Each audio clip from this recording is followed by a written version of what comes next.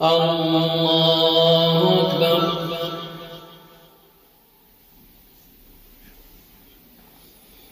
الحمد لله رب العالمين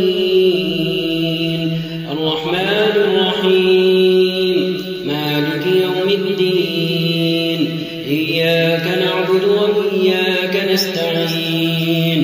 اهدنا الصراط المستقيم صراط الذين أنعمت عليهم غير المغضوب عليهم ولا الضالين آمين. وما أبرئ نفسي إن النفس لأمارة بالسوء إلا ما رحم ربي إن ربي غفور رحيم. وقال الملك ائتوني به أستخلصه لنفسي فلما كلمه قال إنك اليوم لدينا مكين أمين. قال اجعلني على خزائن الأرض إني حفيظ عليم. وكذلك مكنا ليوسف في الأرض يتبوأ منها حيث يشاء نصيب برحمتنا من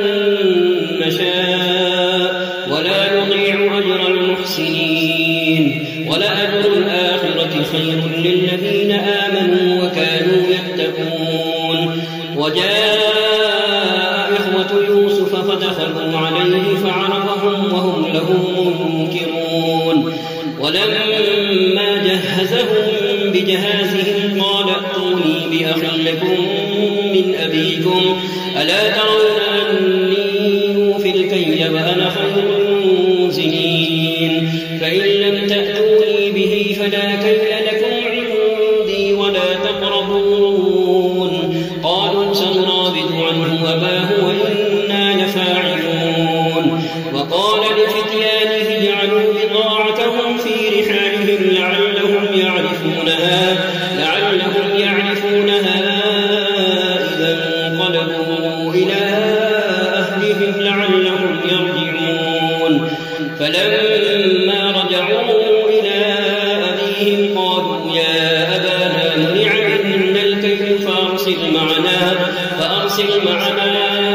أخانا نكتل وإنا له لحافظون. قال هل آمنكم عليه إلا كما أمنتكم على أخيه من قبل فالله خير حافظا وهو أرحم الراحمين.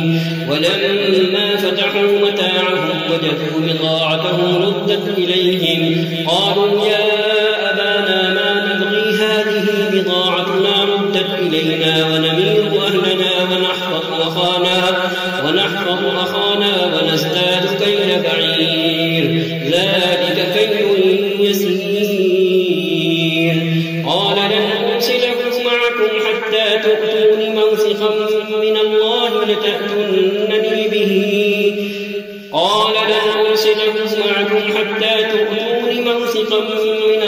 لتأتونني به إلا أن يحاط بكم. فلما آتوه موثقه قال الله على ما نقول وكيل. وقال يا بني لا تدخلوا من باب واحد وادخلوا من أبواب متفرقة وما أغني عنكم من الله من شيء إن الحكم إلا لله عليه توكلت وعليه فليتوكل المتوكلون. ولما دخلوا من حيث أمرهم أبوهم ما كان يغني عنهم من الله من شيء إلا حاجة في نفس يعقوب قضاها وإنه لذو علم لما علمناه ولكن أكثر الناس لا يعلمون. ولما دخلوا على يوسف آوى إليه أخاه قال إني أنا أخوك فلا تبتئس بما كانوا يعملون. فلما جهزهم بجهازهم جعل السقاية في رحل أخيه ثم أذن مؤذن أيتها العير إنكم لسارقون قالوا وأقبلوا عليهم ماذا تفقدون قالوا نفقد صواع الملك ولمن جاء به حمل بعير وأنا به زعيم قالوا تالله لقد علمتم ما جئنا لنفسد في الأرض وما كنا سارقين قالوا فما جزاؤه إن كنتم كاذبين قالوا جزاؤه من وجد في رحله فهو جزاؤه كذلك نجزي الظالمين فبدأ بأوعيتهم قبل وعاء أخيه ثم استخرجها من وعاء أخيه كذلك كدنا ليوسف ما كان ليأخذ أخاه في دين الملك إلا أن يشاء الله نرفع درجات من نشاء وفوق كل ذي علم عليم قالوا إن يسرق فقد سرق أخ له من قبل فأسرها يوسف في نفسه ولم يبدها لهم قال أنتم شر مكانا والله أعلم بما تصفون قالوا يا أيها العزيز إن له أبا شيخا كبيرا فخذ أحدنا مكانه إنا نراك من المحسنين قال معاذ الله أن نأخذ إلا من وجدنا متاعنا عنده إنا إذا لظالمون فلما استيئسوا منه خلصوا نجيا قال كبيرهم ألم تعلموا أن أباكم قد أخذ عليكم موثقا من الله ومن قبل ما فرطتم في يوسف فلن أبرح الأرض حتى يأذن لي أبي أو يحكم الله لي وهو خير الحاكمين ارجعوا إلى أبيكم فقولوا يا أبانا إن ابنك سرق وما شهدنا إلا بما علمنا وما كنا للغيب حافظين واسأل القرية التي كنا فيها والعير التي أقبلنا فيها وإنا لصادقون قال بل سولت لكم أنفسكم أمرا فصبر جميل عسى الله أن يأتيني بهم جميعا إنه هو العليم الحكيم وتولى عنهم وقال يا أسفا على يوسف وابيضت عيناه من الحزن فهو كظيم قالوا تالله تفتأ تذكر يوسف حتى تكون حرضا أو تكون من الهالكين قال إنما أشكو بثي وحزني إلى الله وأعلم من الله ما لا تعلمون يا بني اذهبوا فتحسسوا من يوسف وأخيه ولا تيأسوا من روح الله إنه لا ييأس من روح الله إلا القوم الكافرون فلما دخلوا عليه قالوا يا أيها العزيز مسنا وأهلنا الضر وجئنا ببضاعة مزجاة فأوف لنا الكيل وتصدق علينا إن الله يجزي المتصدقين قال هل علمتم ما فعلتم بيوسف وأخيه إذ أنتم جاهلون قال هل علمتم ما فعلتم بيوسف وأخيه إذ أنتم جاهلون قالوا أئنك لأنت يوسف قال أنا يوسف وهذا أخي قد من الله علينا إنه من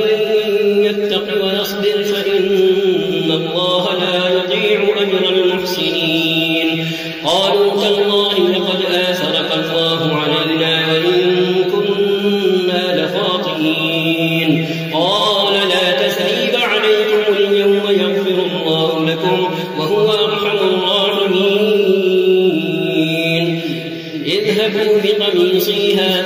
فألقوه على وجه أبي يأت بصيرا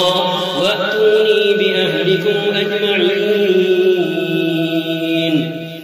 الله أكبر. الحمد لله رب العالمين الرحمن الرحيم مالك يوم الدين إياك نعبد وإياك نستعين اهدنا الصراط المستقيم صراط الذين أنعمت عليهم غير المغضوب عليهم ولا الضالين آمين. ولما فصلت العير قال أبوهم إني لأجد ريح يوسف لولا أن تفندون قالوا تالله إنك لفي ضلالك القديم. فلما أن جاء البشير ألقاه على وجهه فارتد بصيرا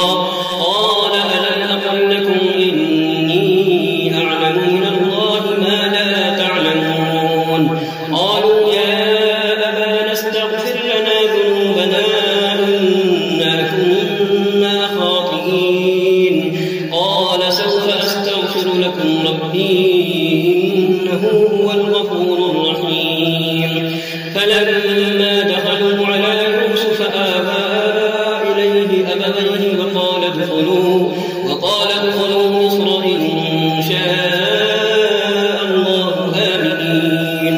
ورفع أبويه على العرش وخروا له سجدا وقال يا أبت هذا تأويل رؤياي من قبل قد جعلها ربي حقا وقد أحسن بي إذ أخرجني من السجن وجاء بكم من البدو من بعد أن نزغ الشيطان بيني وبين إخوتي إن ربي لطيف لما يشاء إنه هو العليم الحكيم. رب قد آتيتني من الملك وعلمتني من تأويل الأحاديث فاطر السماوات والأرض أنت ولي في الدنيا والآخرة توفني مسلما وألحقني بالصالحين. ذلك من أنباء الغيب نوحيه إليك وما كنت لديهم إذ أجمعوا أمرهم وهم يمكرون. وما أكثر الناس فلو حرصت بمؤمنين وما تسألهم عليه من أجر إن هو إلا ذكر للعالمين. وكأين من آية في السماوات والأرض يمرون عليها وهم عنها معرضون وما يؤمن أكثرهم بالله إلا وهم مشركون. أفأمنوا أن تأتيهم غاشية من عذاب الله أو تأتيهم الساعة بغتة وهم لا يشعرون. قل هذه سبيلي أدعو إلى الله على بصيرة أنا ومن اتبعني وسبحان الله وما أنا من المشركين. وما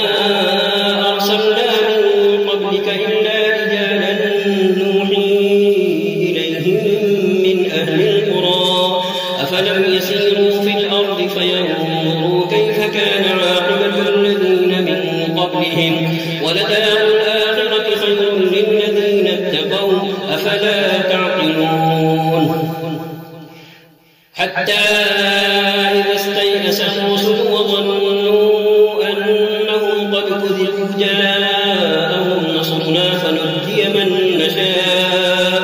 ولا يرد بأسنا عن القوم المجرمين. لقد كان في قصصهم عبرة لأولي الألباب ما كان حديثا يفترى ولكن تصديق الذي بين يديه وتفصيل كل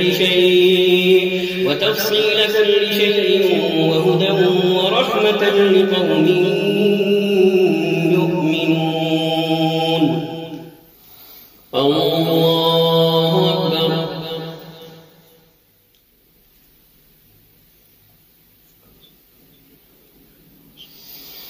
الحمد لله رب العالمين الرحمن الرحيم مالك يوم الدين إياك نعبد وإياك نستعين اهدنا الصراط المستقيم صراط الذين أنعمت عليهم غير المغضوب عليهم ولا الضالين آمين. ألف لام ميم را تلك آيات الكتاب والذي أنزل إليك من ربك الحق ولكن أكثر الناس لا يؤمنون. الله الذي رفع السماوات بغير عمد ترونها ثم استوى على العرش وسخر الشمس والقمر كل يجري لأجل مسمى يدبر الأمر يفصل الآيات لعلكم بلقاء ربكم توقنون. وهو الذي مد الأرض وجعل فيها رواسي وأنهارا ومن كل الثمرات جعل فيها زوجين اثنين يغشي الليل النهار إن في ذلك لآيات لقوم يتفكرون. وفي الأرض قطع متجاورات وجنات من أعناب وزرع ونخيل صنوان وغير صنوان يسقى بماء واحد ونفضل بعضها على بعض في الأكل إن في ذلك لآيات لقوم يعقلون. وإن تعجب فعجب قولهم أإذا كنا ترابا أإنا لفي خلق جديد أولئك الذين كفروا بربهم وأولئك الأغلال في أعناقهم وأولئك أصحاب النار هم فيها خالدون. ويستعجلونك بالسيئة قبل الحسنة وقد خلت من قبلهم المثلات وإن ربك لذو مغفرة للناس على ظلمهم وإن ربك لشديد العقاب. ويقول الذين كفروا لولا أنزل عليه آية من ربه إنما أنت منذر ولكل قوم هاد. الله يعلم ما تحمل كل أنثى وما تغيض الأرحام وما تزداد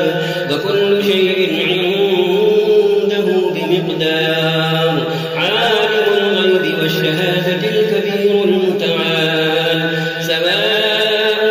منكم من أسر القول ومن جهر به ومن هو مستخف بالليل وسارب بالنهار له معقبات من بين يديه ومن خلفه يحفظونه من أمر الله إن الله لا يغير ما بقوم حتى يغيروا ما بأنفسهم وإذا أراد الله بقوم سوءا فلا مرد له وما لهم من دونه من وال. هو الذي يريكم البرق خوفا وطمعا وينشئ السحاب الثقال ويسبح الرعد بحمده والملائكة من خيفته ويرسل الصواعق فيصيب بها من يشاء وهم يجادلون في الله وهو شديد المحال.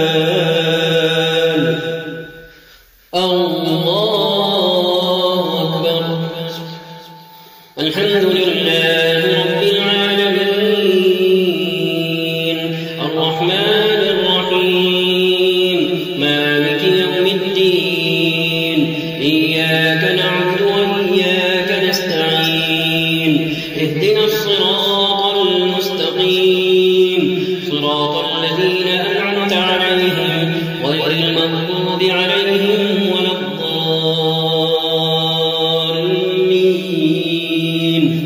آمين. له دعوة الحق والذين يدعون من دونه لا يستجيبون لهم بشيء إلا كباسط كفيه إلى الماء ليبلغ فاه وما هو ببالغه وما دعاء الكافرين إلا في ضلال. ولله يسجد من في السماوات والأرض طوعا وكرها وظلالهم بالغدو والآصال.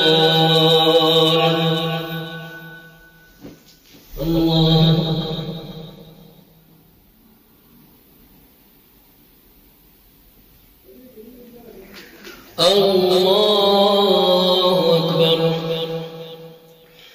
قل من رب السماوات والأرض قل الله. قل أفاتخذتم من دونه أولياء لا يملكون لأنفسهم نفعا ولا ضرا. قل هل يستوي الأعمى والبصير أم هل تستوي الظلمات والنور أم جعلوا لله شركاء خلقوا كخلقه فتشابه الخلق عليهم. قل الله خالق كل شيء وهو الواحد القهار. أنزل من السماء ماء فسالت أودية بقدرها فاحتمل السيل زبدا رابيا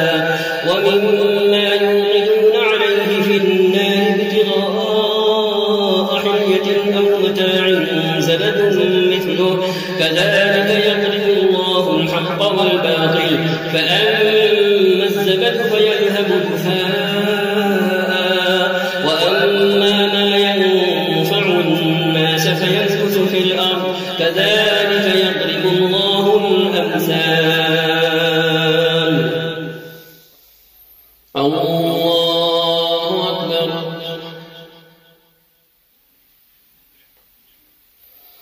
الحمد لله رب العالمين الرحمن الرحيم مالك يوم الدين إياك نعبد وإياك نستعين اهدنا الصراط المستقيم صراط الذين أنعمت عليهم غير المغضوب عليهم ولا الضالين آمين. للذين استجابوا لربهم الحسنى والذين لم يستجيبوا له لو أن لهم ما في الأرض جميعا ومثله معه لافتدوا به أولئك لهم سوء الحساب ومأواهم جهنم وبئس المهاد. أفمن يعلم أنما أنزل إليك من ربك الحق كمن هو أعمى إنما يتذكر أولو الألباب الذين يوفون بعهد الله ولا ينقضون الميثاق والذين يصلون ما أمر الله به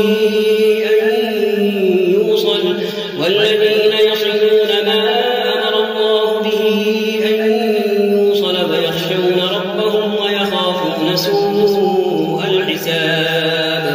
والذين صبروا ابتغاء وجه ربهم وأقاموا الصلاة وأنفقوا مما رزقناهم سرا وعلانية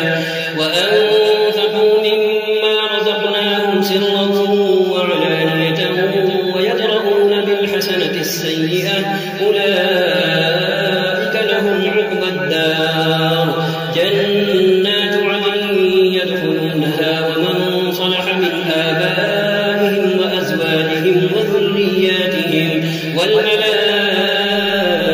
يدخلون عليهم من كل باب سلام عليكم بما صبرتم فنعم عقبى الدار والذين ينقضون عهد الله من بعد ميثاقه ويقطعون ما أمر الله به أن يوصل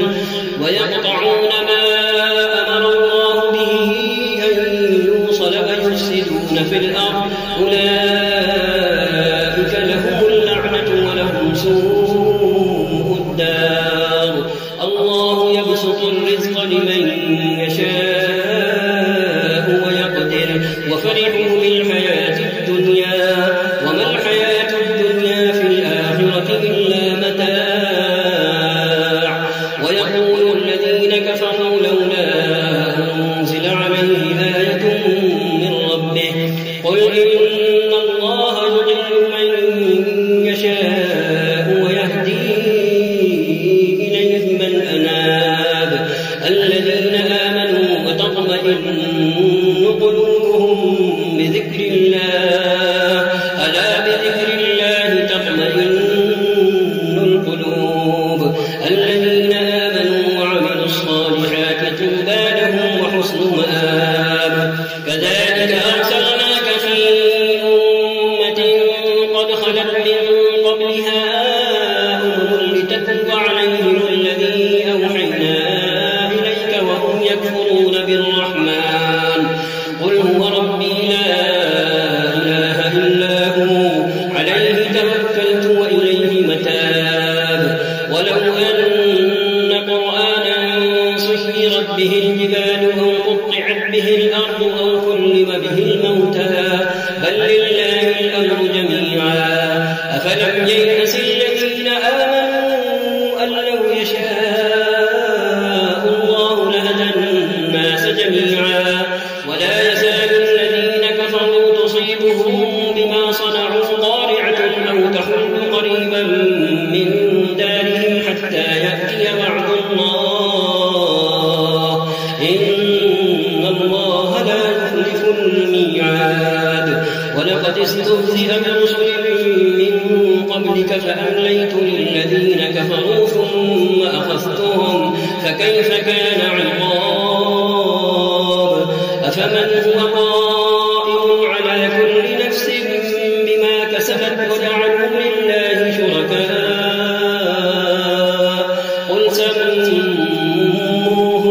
قل سموهم أم تنبئونه بما لا يعلم في الأرض أم بظاهر من القول بل زين للذين كفروا مكرهم وصدوا عن السبيل ومن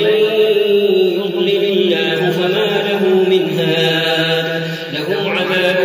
في الحياة الدنيا ولعذاب الآخرة أشق وما لهم من الله من واق الله أكبر الحمد لله رب العالمين الرحمن الرحيم مالك يوم الدين إياك نعبد وإياك نستعين اهدنا الصراط المستقيم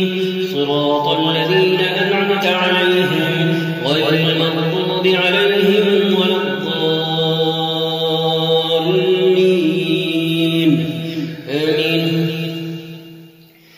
مثل الجنة التي وعد المتقون تجري من تحتها الأنهار أكلها دائم وظلها تلك عقبى الذين اتقوا وعقبى الكافرين النار والذين آتيناهم الكتاب يفرحون بما أنزل إليك ومن الأحزاب من ينكر بعضه قل إنما أمرت أن أعبد الله ولا أشرك به إليه أدعو وإليه مآب وكذلك أنزلناه حكما عربيا ولئن اتبعت أهواءهم بعدما جاءك من العلم ما لك من الله من ولي ولا واق ولقد أرسلنا أزواجا وذرية وما كان لرسول أن يأتي بآية إلا بإذن الله لكل أجل كتاب يمحو الله ما يشاء ويثبت وعنده أم الكتاب وإما نرينك بعض الذي نعدهم أو نتوفينك فإنما عليك البلاغ وعلينا الحساب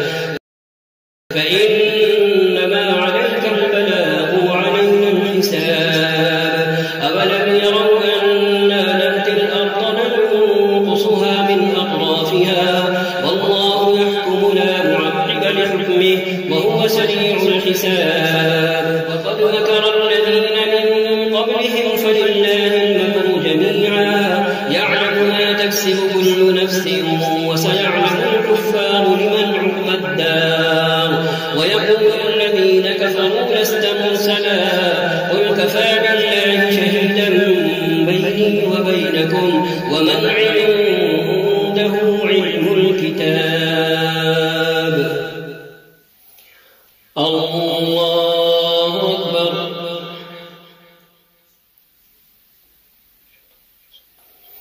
الحمد لله رب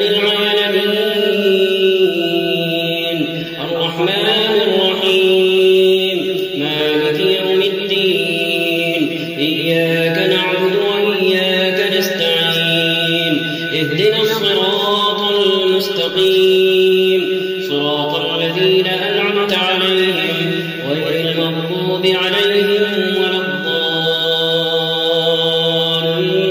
الضالين آمين. ألف لام را كتاب أنزلناه إليك لتخرج الناس من الظلمات إلى النور بإذن ربهم إلى صراط العزيز الحميد الله الذي له ما في السماوات وما في الأرض وويل للكافرين من عذاب شديد الذين يستحبون الحياة الدنيا على الآخرة ويصدون عن سبيل الله ويبغونها عوجا أولئك في ضلال بعيد وما أرسلنا من رسول إلا بلسان قومه ليبين لهم فيضل الله من يشاء ويهدي من يشاء وهو العزيز الحكيم ولقد أرسلنا موسى بآياتنا أن أخرج قومك من الظلمات إلى النور وذكرهم بأيام الله إن في ذلك لآيات لكل صبار شكور وإذ قال موسى لقومه اذكروا نعمة الله عليكم إذ أنجاكم من آل فرعون يسومونكم سوء العذاب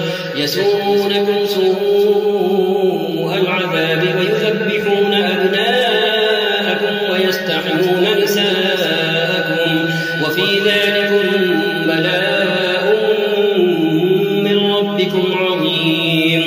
وإذ تأذن ربكم لئن شكرتم لأزيدنكم ولئن كفرتم إن عذابي لشديد وقال موسى إن تكفروا أنتم ومن في الأرض جميعا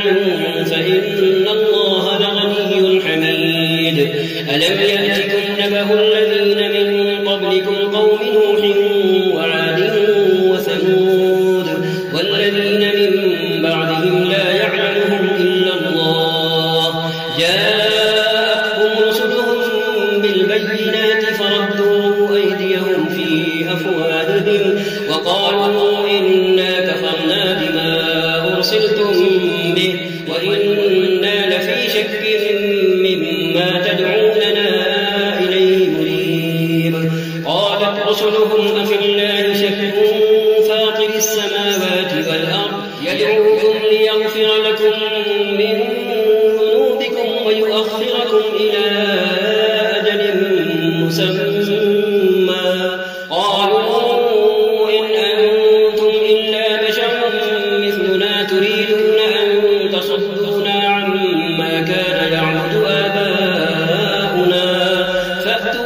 بسلطان مبين. قالت لهم رسلهم إن نحن إلا بشر مثلكم ولكن الله يمن على من يشاء من عباده وما كان لنا أن نأتيكم بسلطان إلا بإذن الله وعلى الله فليتوكل المؤمنون. وما لنا ألا نتوكل على الله وقد هدانا سبلنا ولنصبرن على ما آذيتمونا وعلى الله فليتوكل المتوكلون. وقال الذين كفروا لرسلهم لنخرجنكم من أرضنا أو لتعودن في ملتنا فأوحى إليهم ربهم لنهلكن الظالمين ولنسكننكم الأرض من بعدهم ذلك لمن خاف مقامي وخاف وعيد واستفتحوا وخاب كل جبار عنيد. من ورائه جهنم ويسقى من ماء صديد يتجرعه ولا يكاد يسيغه ويأتيه الموت من كل مكان وما هو بميت ومن ورائه عذاب غليظ. مثل الذين كفروا بربهم أعمالهم كرماد اشتدت به الريح في يوم عاصف لا يقدرون مما كسبوا على شيء ذلك هو الضلال البعيد. ألم تر أن الله خلق السماوات والأرض بالحق إن يشأ يذهبكم ويأتي بخلق جديد وما ذلك على الله بعزيز. وبرزوا لله جميعا فقال الضعفاء للذين استكبروا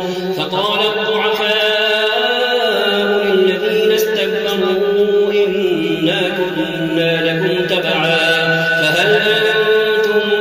مغنون عنا من عذاب الله من شيء. قالوا لو هدانا الله لهديناكم سواء علينا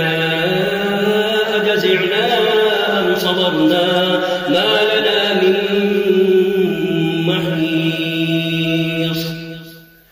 الله أكبر.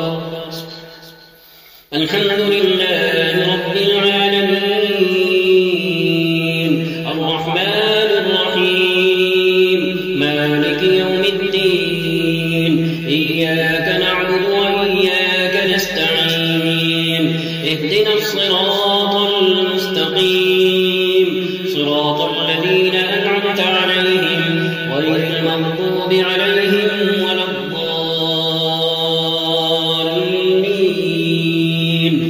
آمين. وقال الشيطان لما قضي الأمر إن الله وعدكم وعد الحق ووعدتكم فأخلفتكم وما كان لي عليكم من سلطان إلا أن دعوتكم فاستجبتم لي فلا تلوموني ولوموا أنفسكم ما أنا بمصرخكم وما أنتم بمصرخي إني كفرت بما أشركتمون من قبل إن الظالمين لهم عذاب أليم. وأدخل الذين آمنوا وعملوا الصالحات جنات تجري من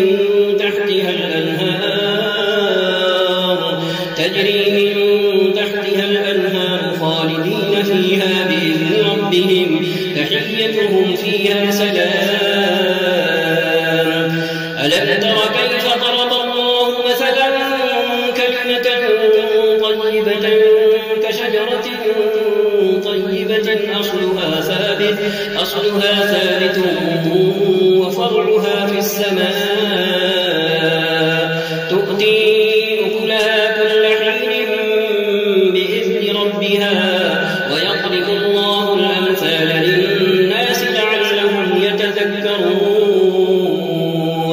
ومثل كلمة خبيثة كشجرة خبيثة اجتثت من فوق الأرض ما لها من قرار يثبت الله الذين آمنوا بالقول الثابت في الحياة الدنيا وفي الآخرة ويضل الله الظالمين ويفعل الله ما يشاء ألم تر إلى الذين بدلوا نعمة الله كفرا وأحلوا قومهم دار البوار جهنم يصلونها وبئس القرار وجعلوا لله أندادا ليضلوا عن سبيله قل تمتعوا فإن مصيركم إلى النار قل لعبادي الذين آمنوا يقيموا الصلاة وينفقوا مما رزقناهم سرا وعلانية من قبل أن يأتي يوم لا بيع فيه ولا خلال الله الذي خلق السماوات والأرض وأنزل من السماء ماء فأخرج به من الثمرات رزقا لكم وسخر لكم الفلك لتجري في البحر بأمره وسخر لكم الأنهار وسخر لكم الشمس والقمر دائبين وسخر لكم الليل والنهار وآتاكم من كل ما سألتموه وإن تعدوا نعمة الله لا تحصوها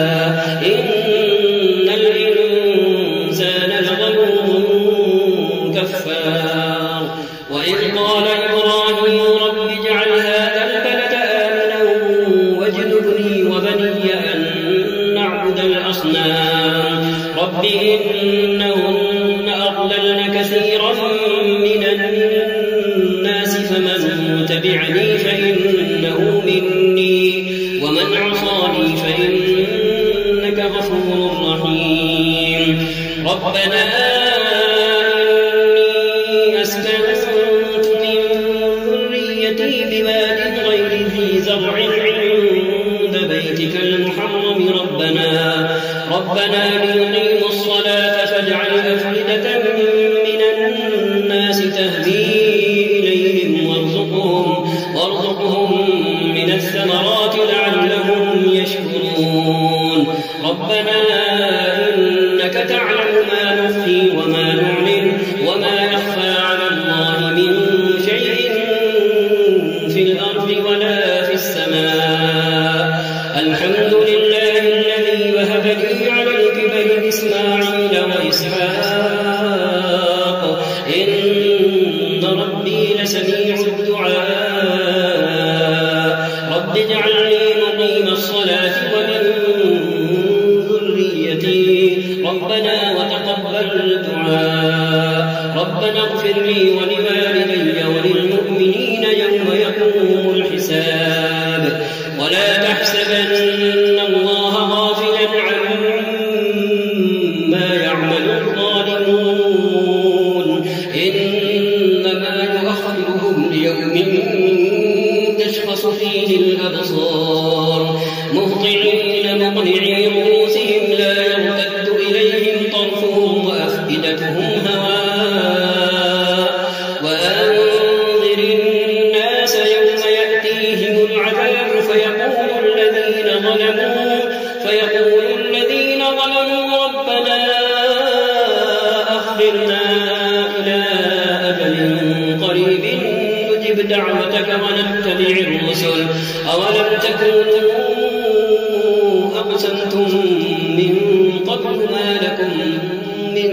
زوال وسكنتم في مساكن الذين ظلموا أنفسهم وتبين لكم كيف فعلنا بهم وضربنا لكم الأمثال وقد مكروا مكرهم وعند الله مكرهم وإن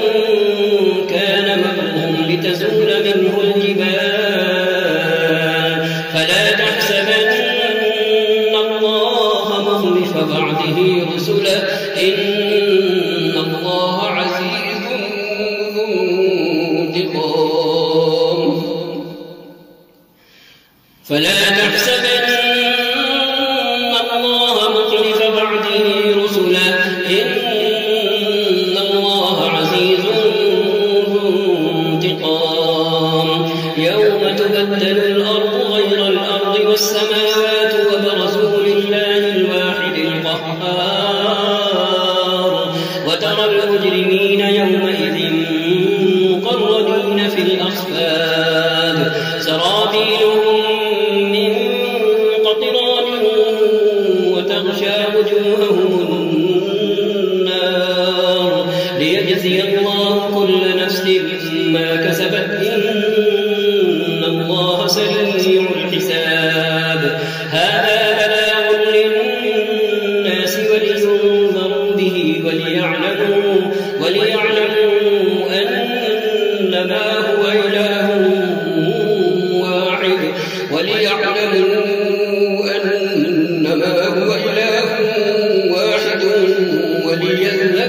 أولو الألباب الله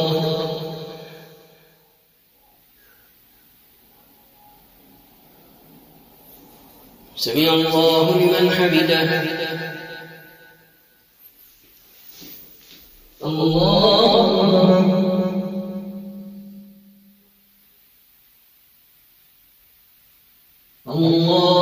أكبر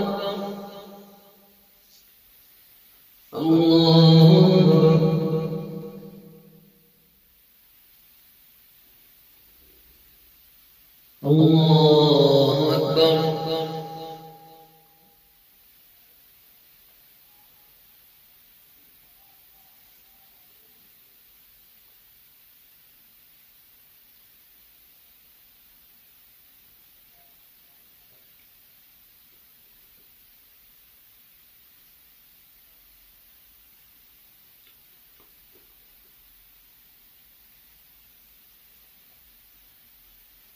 السلام عليكم ورحمة الله. السلام عليكم ورحمة الله.